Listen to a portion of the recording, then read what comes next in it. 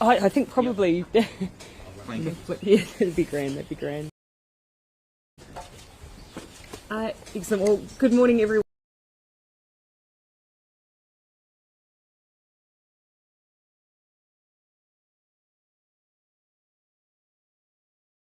And visit your farm and see in person just some of the. And it's fantastic to see that in person. And to see the impact that it's having. So thank you for your generosity today. Nearly 3 years ago, the government and farming leaders announced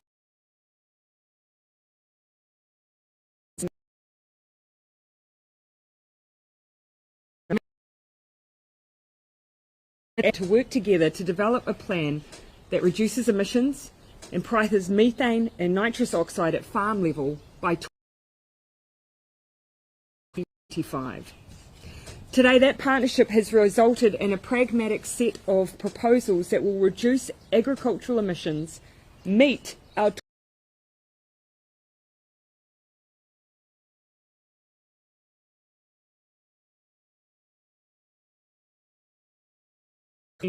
to meet our emissions targets.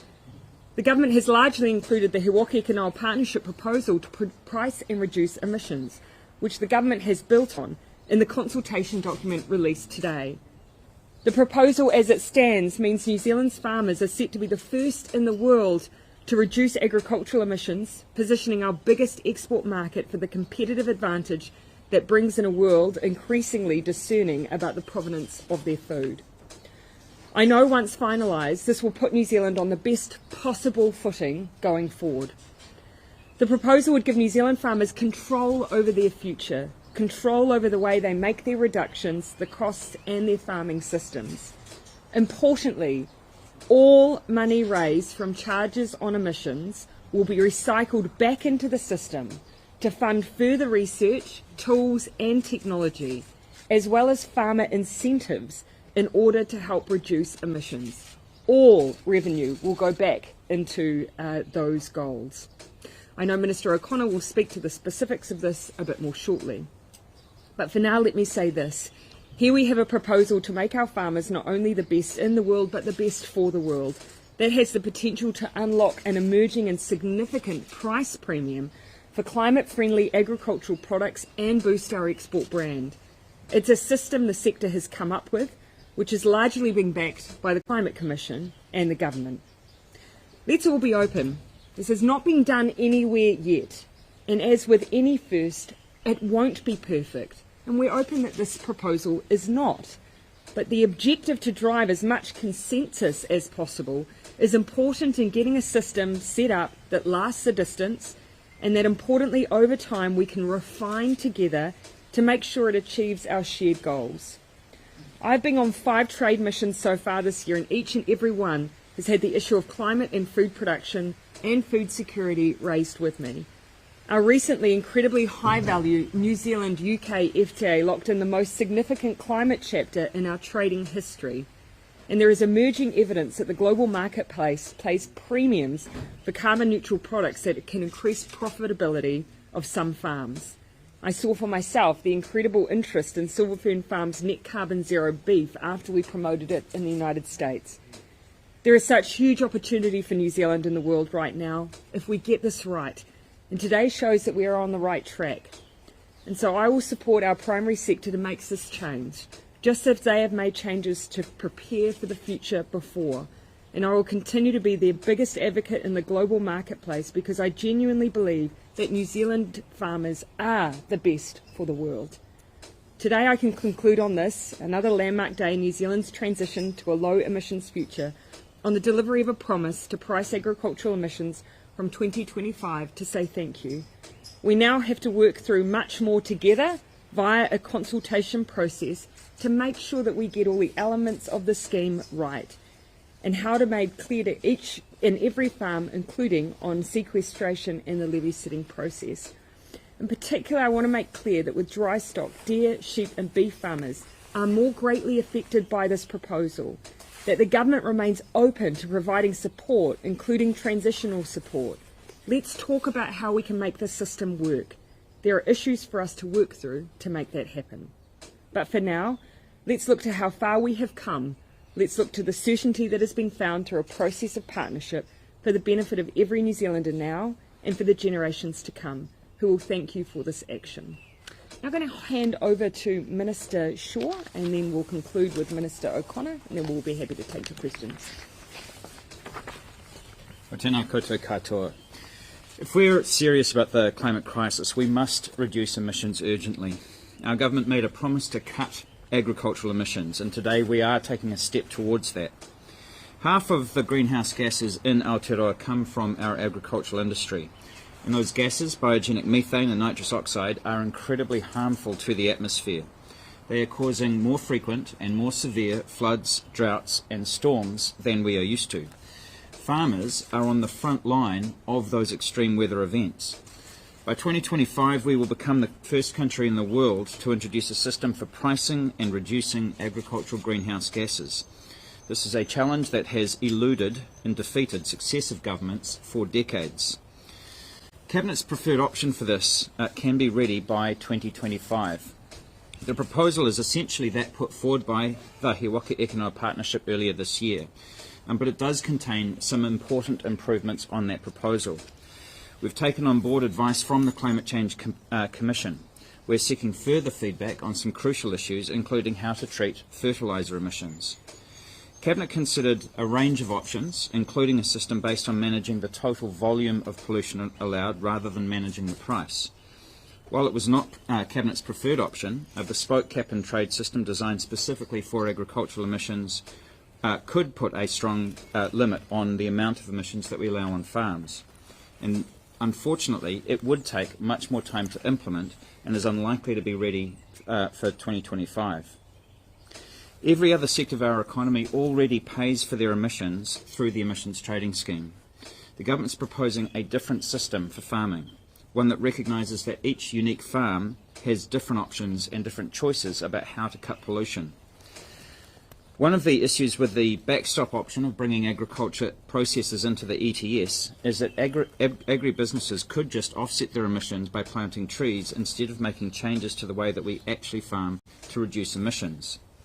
The Independent Climate Change Commission, the Parliamentary Commissioner for the Environment and many others have been very clear that we cannot rely on offsetting methane emissions. We must have a plan to reduce them.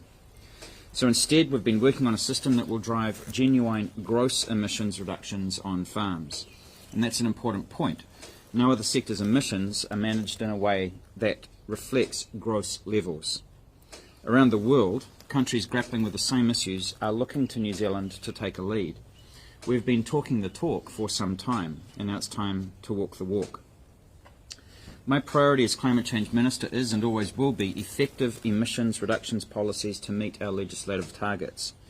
Pricing emissions is a critical step. There is much more work to do to make sure that agricultural emissions come down at a pace required to prevent the climate crisis from getting any worse. We know that there is a huge amount that farmers can do to cut emissions by changing on-farm practices and moving to sustainable and regenerative systems. The window to tackle climate change and to limit catastrophic warming is vanishingly small, but it is still there. Whether or not we take that step will depend on our ability to make deep and lasting cuts to pollution right across the economy.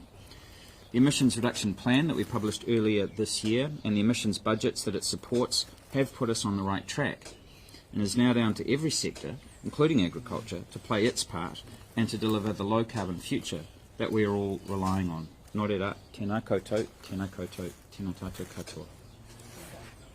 Mr. O'Connor. Kia ora. Can I just acknowledge Kawaii Dairies?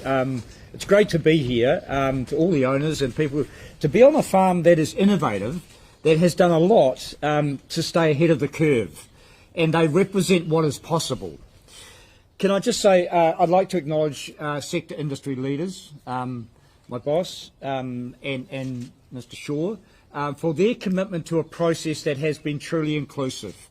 This is not an easy thing to expect change and to want and need change across our primary sectors, but we've done it before and we can do it again. And the one thing I know about the New Zealand farming sectors is that they can adapt to the challenges that they face, whether it be the weather, whether it be the increasing cost of inputs, or be it the need to change what they do on farm, we can do this.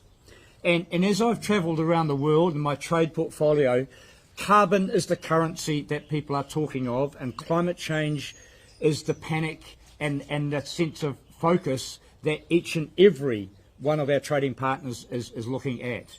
I'm going to sing this afternoon with the Secretary for Agriculture from California.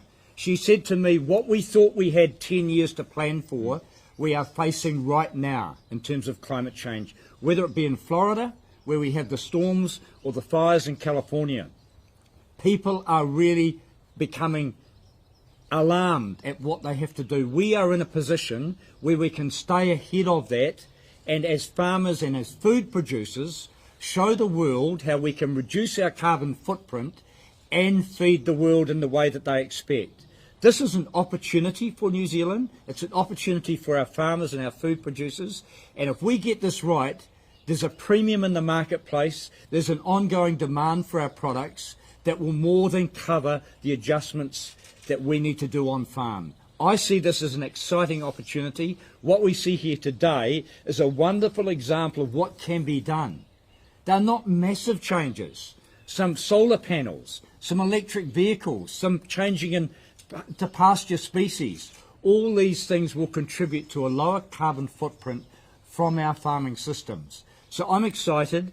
We do have to listen to feedback through this consultation process. There are some adjustments that can be made, but there's a lot of support that we've put through real money, over $300 million, to carry out further research with industry to work on more things that we can do to reduce our carbon footprint. So look, thank you very much, as I say, for hosting us here, for showing us what can be done, and I guess we just have to get out and help other farmers learn what is possible, and then we'll get there. Kia ora. All right, we're happy to take questions. Prime Minister, Here and then here and then here. Prime Minister, why did you reject the Climate Change Minister's proposal? Oh, look, we've canvassed all the way through this process a number of options, but ultimately there were three things that were really important to us. What has been presented to us and what we are putting back out today is essentially the proposal from our primary producers, the farmers themselves. It's key to us that what we do is workable, that it's pragmatic, that it can be introduced in a timely way, and that it will actually bring down our emissions. Unfortunately, some of the other options didn't present that opportunity. But you keep talking about that it wouldn't be ready for 2025. It's climate change. Why not move mountains to make it happen? Oh, well, look, when it comes to alternate systems, there are just some things that functionally you would not be able to implement across the country in that time frame. This proposal that has gone out for consultation today originated from the sector, and that's because it is a pragmatic solution that helps us meet our targets, be the first in the world to do so, and can be implemented quickly. All of those things are material if New Zealand is to start making a difference on its agricultural emissions reductions. Can I just ask how... Do you mind? I'll canvass around and then we'll come back. We will bring the Minister in there. That interim levy that looks to be on the way in 2025 instead of the farm level levy, there's a two-year time frame. Sorry, can you repeat the first half of your question? The processor level levy that will come into place. No, so the processor levy is a backstop. The plan here that we're consulting on is farm level pricing. The report repeatedly does pull water on whether that will be ready by 2025. The ambition is to implement farm level pricing by 2025.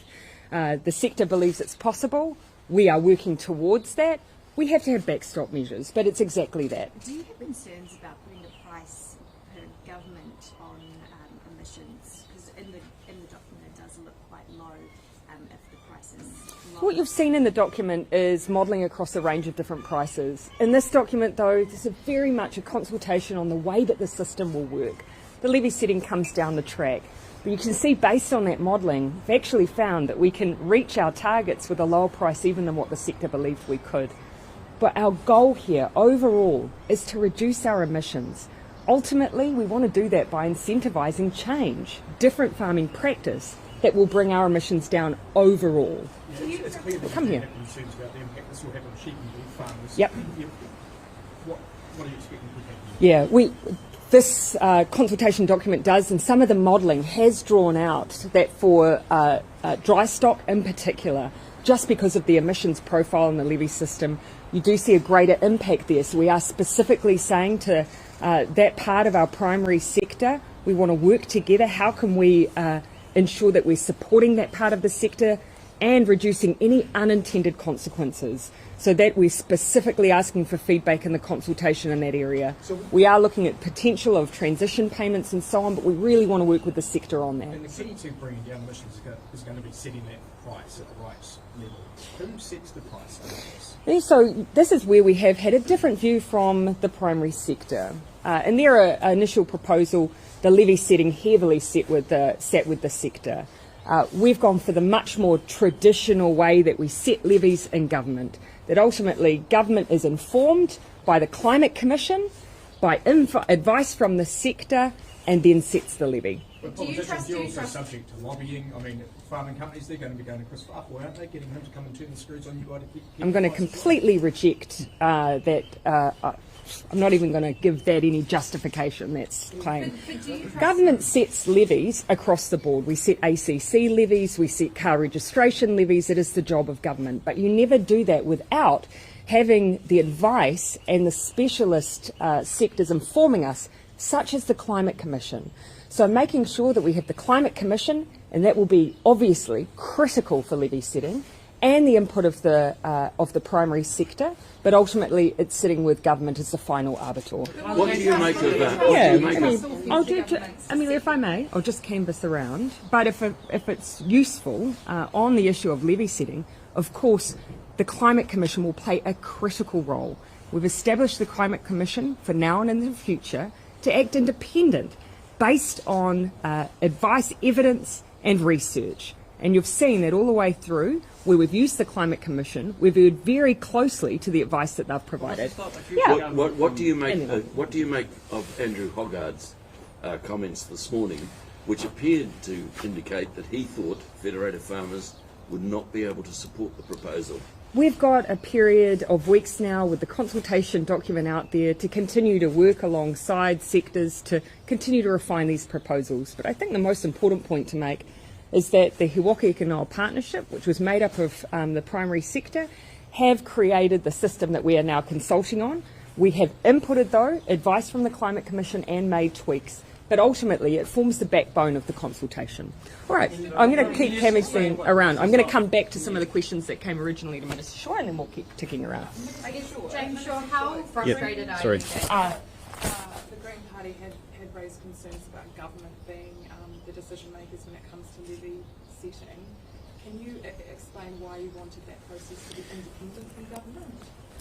Well, it mirrors what we do with the rest of the economy. That's why we set up the Independent Climate Change Commission, is to provide that advice to government and to filter the different views that you get from not just that sector but other sectors as well, and to ensure that that advice is based on good science and good economics. I mean, any system that's based on modelling is inherently, there's a lot of kind of questions about how that then plays out in reality. As you'll see from the cabinet paper, I would like a more robust system, but ultimately the officials were very, very clear. They did not think it could be up and running in 2025, and also the sector itself strongly rejected that as a proposal. And of course, we've seen in the past where in a change of government that then will side with the sector, and you could see something that we set up then being dismantled only a couple of years down the track. And of course that doesn't achieve our goals either. So as the Prime Minister said, we're consulting on a system that's largely based on what the He Waka Eke Noa Partnership gave us earlier this year, albeit with some modifications which have strengthened the proposal considerably, and that then ensures that we've got something that actually we think will last, because the sector themselves have developed it, and the opposition will be more inclined to support, and to maintain a system that has that level of consensus. So you effectively had to make some concessions to ensure the longevity of the plan, and you're satisfied as it stands? Well, like I've said, I think it could be more robust, and a system that uses an absolute cap is, the most robust that you can have. However, something that isn't going to be up and running on time and could be easily dismantled is not going to deliver you the emissions reductions that you need, and so therefore, Cabinet's made the choice that it has. There is a question in the consultation document about whether we should work on that over the long term, but ultimately you've got to get started, and you've got to remember it's 20 years ago this year since the previous Labor government first floated a system that's not wholly dissimilar from this one. So. It's been a very, very long journey, and we are well past time to get going. So I guess was your plan too idealistic then? Well, you'd have to. I'm probably not the best person to answer that question. I guess what I was saying is that the option that I was putting forward was for a system that doesn't rely on modelling, that has an absolute cap in it, which is what we do for the rest of the economy through the emissions trading scheme. However, as I've just said, officials are very clear they didn't think they could get it up and running in the 36 months remaining to us, and also the sector itself strongly rejected it. Do you trust future governments to set the right price for emissions? I'm always very wary about prices set politically, but ultimately that's why we've punted for having the Commission provide that advice. Well, any government can do that, and any government can, is susceptible to be out on any levy setting, but also even in the emissions trading scheme. Although we don't set the price, we do set the parameters by releasing a certain volume of units into the system on an annual basis. That is also subject to lobbying, and so, that is always a risk with anything that's set politically. So the fact that we have the Climate Change Commission provides us with the best possible guard against that. Would you describe this as a climate emergency response? No one else in the world is doing it, Bernard. In the original He Waka Kanoa proposal, or the final one earlier this year, only 1/4 of the marginal incentive to cut emissions came from the price. The rest was from the incentive payments. Do you have a sense of where that balance will lie in the proposal? Yeah, so as the Prime Minister said, we've run the numbers again that the sector gave us, and due to the way that we've done the modelling, we've actually got more confidence in those. And as the Prime Minister said, we actually think that what the modelling suggests is that we may even be able to hit the target with a lower price. We think that there's more of an impact than was originally given to us. Ultimately, the proof of this is always in the pudding, right? You've got to put the system in place. You'll have a year worth of data. You'll know whether or not the price is having an impact. That then goes into a review with the Commission and then with the government. And if you're a long way away from being on track towards targets, then you can change the price at that point. Can I just make an additional point on that? Because it comes back to the Minister is absolutely right. Keep in mind, the levy is all designed to bring down our gross emissions. We already have a target. The target is set. And so the Climate Commission, of course, will be giving advice on whether or not the levy is achieving what we all set out. So that target is not moving. Yes, we had to design a system to determine who ultimately would set the levy. We disagreed with the primary sector that it should sit with the sector. I think most people would understand why. We've come up with a formulation that demonstrates that at the heart will be the evidence and the science. But keep in mind, the thing that will guide everyone will be whether or not we're on track to meet our targets. No politician at this point, obviously, while we're in government, is shifting those targets, and would hope future governments wouldn't either. So the sector is obviously disappointed that... we'll come here, back to you, Bennett. The sector is obviously disappointed that, the He Waka Kanoa wasn't adopted in its entirety, and there are some divergence from it, namely on the levy setting. Are you open to budging on this plan? Yeah, look, this obviously is a period of consultation. And whilst, of course, what we're putting back out significantly aligns with what the sector have spent many months working through as a proposal, we did part way on the ideas that the levy should be set solely by the primary sector. But, of course, it's a consultation period. We will hear a range of views, and then early next year, come back then with final proposals. Just a question for... Yep, go ahead. Are you confident that will have not just our targets, but New Zealand's climate change needs? Sorry, what was the last? Will this hit not just our targets, but New Zealand's climate change needs? And don't know if you want to answer this with your Green Party hat on or climate change hat on, if they're different. Well, no, you tend to wear both hats at the same time. Look, the modelling suggests that we can hit our targets. Like I said, any system that's built on modelling is inherently, got questions about it. But ultimately, it's significantly more robust than the proposal that we received from the sector, earlier this year. You'll have to monitor as you go, because you're not going to know until the end of any given year the extent to which you're on track or off track. But ultimately, that's why you've got the Climate Change Commission then providing advice on whether levies should change in response. Mr. O'Connor, the sequestration issue, how much wiggle room have you got in there? Is that able to be negotiated more? Because they're certainly unhappy about it at the moment. I mean, both He Waka Eke Noa and the Commission said that it was going to be hard to get a comprehensive sequestration system in place by 2025, and so they pushed out to 2027. We still believe that we can bring sequestration in before 2025, but there are issues around the aggregation of small lots. If they're under 1 hectare, can someone on a farm, aggregate them up and then claim the sequestration? Those are the things that we'll be looking for feedback on through the consultation process. Yes, there is some wriggle room.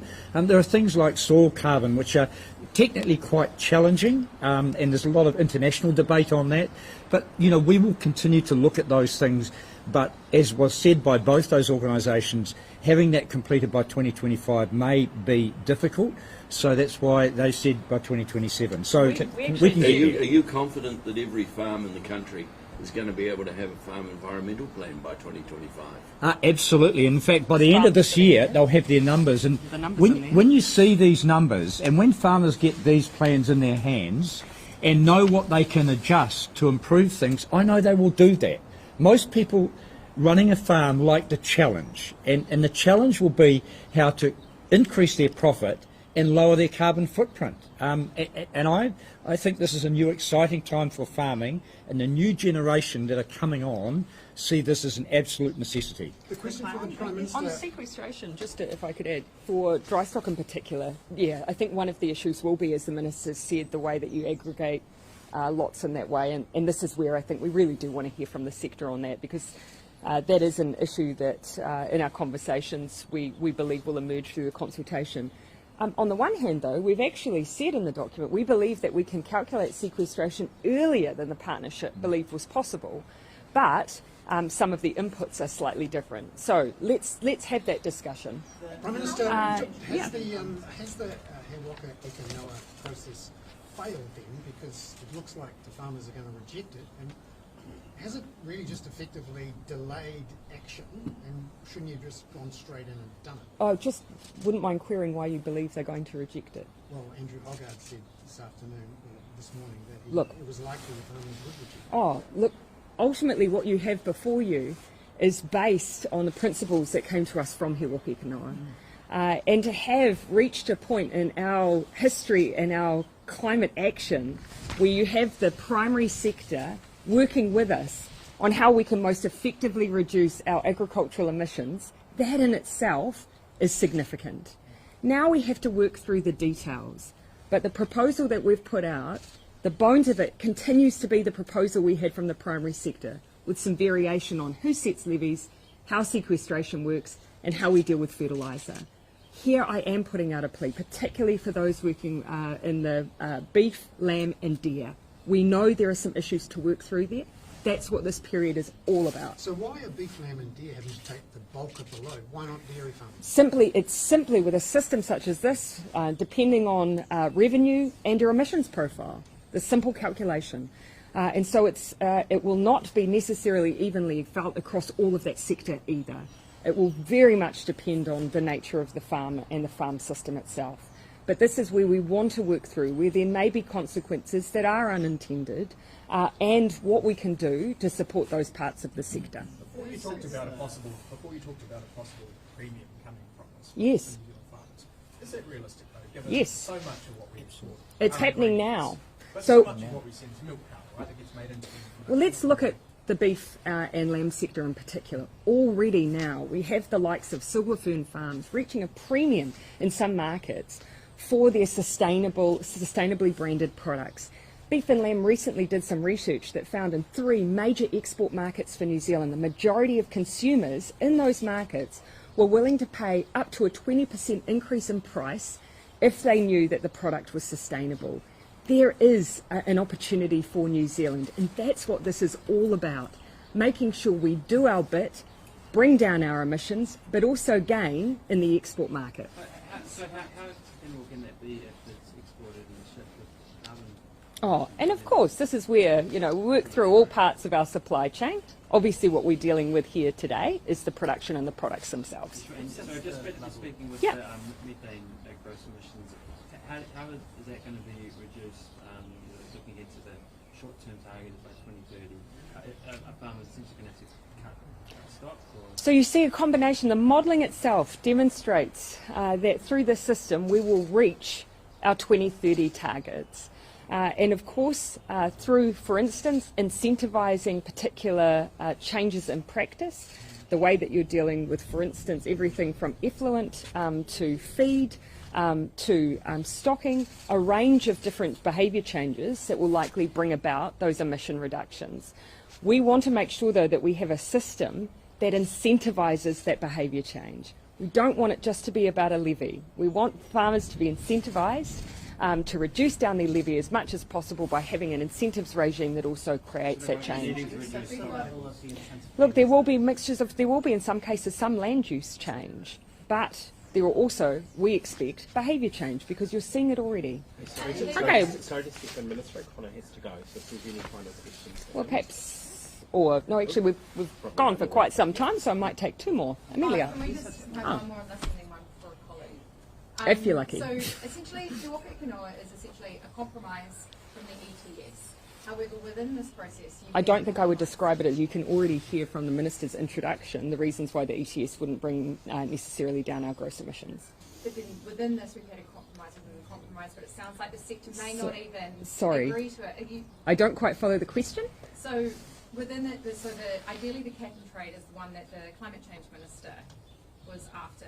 However, there's a compromise within that to keep the sector on board, but now it looks like the sector could walk away. At this point, is that disappointing? I would disagree with all of your assertions there. Look, in dealing with agricultural emissions, there's a range of ways that you could do that. Whether it's the ETS, whether or not it's through a processor levy, whether or not, as Minister Shaw has spoken to, a cap and trade. Of course, the most important thing for us is that we A, bring our emissions down, we B, do it in a timely way, and C, that we continue to bring our primary producers with us with a pragmatic solution. What is being proposed here ticks all of those boxes. And just one for a colleague, do you think our tax system is fair and fit for purpose? Look, we've made a number of changes to address what we believe have been some issues within our tax system, particularly those that have affected the ability of first-time buyers versus investors in our housing market. But I think every government would acknowledge there's ways that you can continue to ensure fairness. And are you, sorry, and completely switching again, are you concerned about the escalation of the war in Ukraine? You'll be seeing us this week announce further sanctions against Russia in response to what we saw earlier, their sham annexation and referendum, but also as an acknowledgement of the fact that we are seeing increasingly, in recent days, civilian targets, which we absolutely condemn. Final question. On agricultural emissions again. Yeah.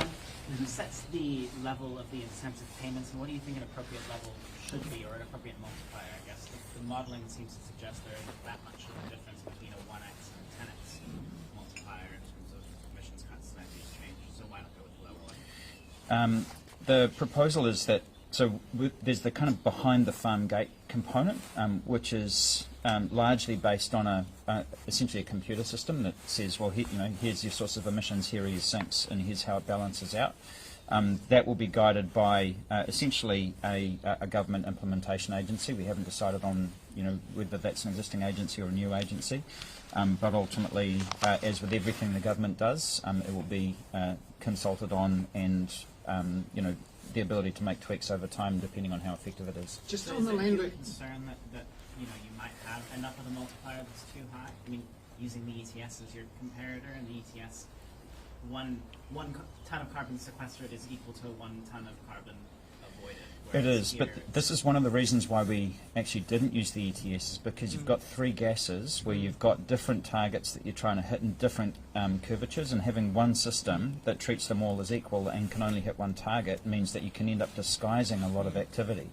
And so actually having bespoke solutions that for each of your gases, where you've got different pathways and different targets to hit, is actually a more robust system. Well, you still want just a multiplier that's one that's equivalent to the amount of emissions avoided, essentially, within each gas pathway? Well, I think the important thing is to, and this is, what the modelling suggests, is that that you set the price at the point that it is effective, you start by modelling that, and then you test it in reality, and then you adjust based on what actually happens. And sometimes that means that the price will go up, and sometimes it means it could go down, which is kind of what happens in the emissions trading scheme to an extent. The price goes up and down. Isn't there a danger with the load falling on sheep, beef and deer that you end up with an accidental major sequestration problem, i.e. they all just convert to pine forest and suddenly you actually got lots of sequestration when you perhaps didn't want it? Well, other parts of the system are designed to prevent that. You will have seen Thursday last week, for instance, our announcement on dealing with afforestation, making sure that councils, for instance, play a role so that we don't have large-scale conversion in parts of the country where that's not the most appropriate use of land. Okay, thank you, everyone. Seen a few